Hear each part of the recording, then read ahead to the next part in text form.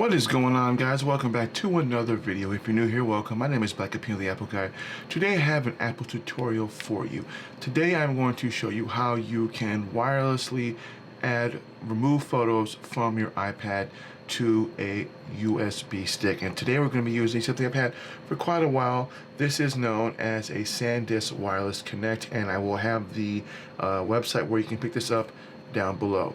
So I made a similar video with the iPhone with using the iXpand. So if you want to take a look at that and you have an iPhone, I will have a link down below for that video as well. But the process is a little bit different because with the iPhone version, you can simply just plug it into your iPhone and then you can just download it manually through the app. It's going to be the same way with this, only we're doing it wirelessly. That way you don't have to worry about plugging stuff in and having it kind of hanging from your device.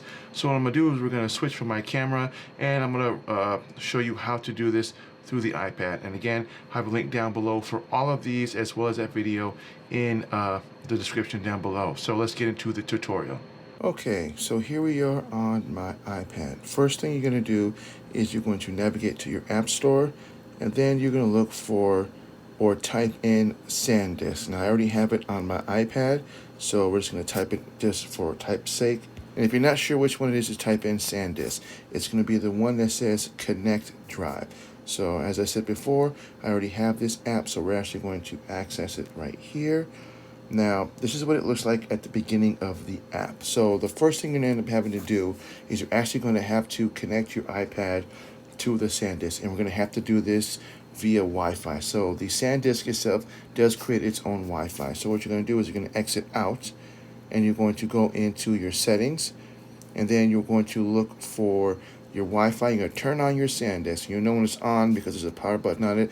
It explains you how to turn on. So you're going to turn on first. You're going to go to your Wi-Fi, and then what you're going to do is you're going to look for, it'll show up somewhere in your networks. But since I've already had it myself, it'll be automatically recognized by my iPad. Sometimes it recognizes it, sometimes it doesn't. It takes it a bit for it to actually recognize. And if it doesn't, you can simply just force close and then re-add it again, or turn off your SanDisk and then turn it back on again. But sometimes it doesn't work the first time, but once it's connected, it is paired, and it's pretty much paired for life. So as you can see here, it does show up under my networks. I'm going to tap on that, and what this does is it actually uses your SanDisk Connect as your kind of Wi-Fi hotspot.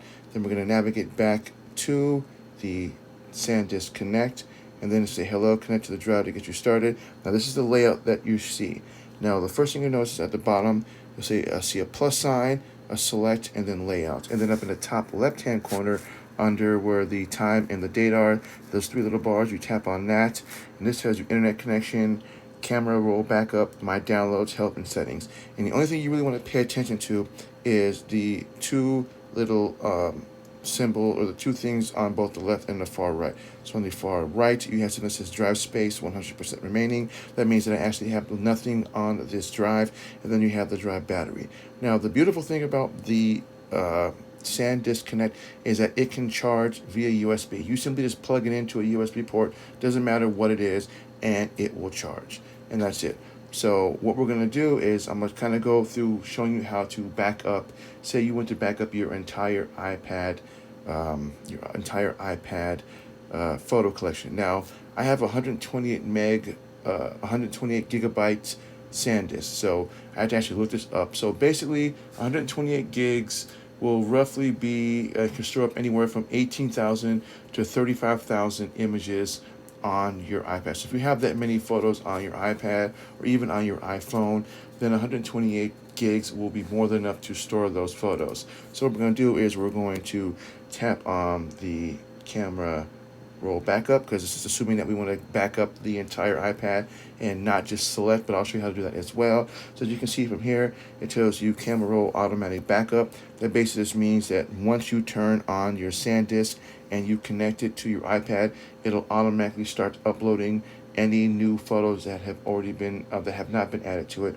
Or you can, and once you're done, you can also delete those iPads after the backup, which means once it's done exporting all those photos to the SanDisk, you can automatically erase all those photos.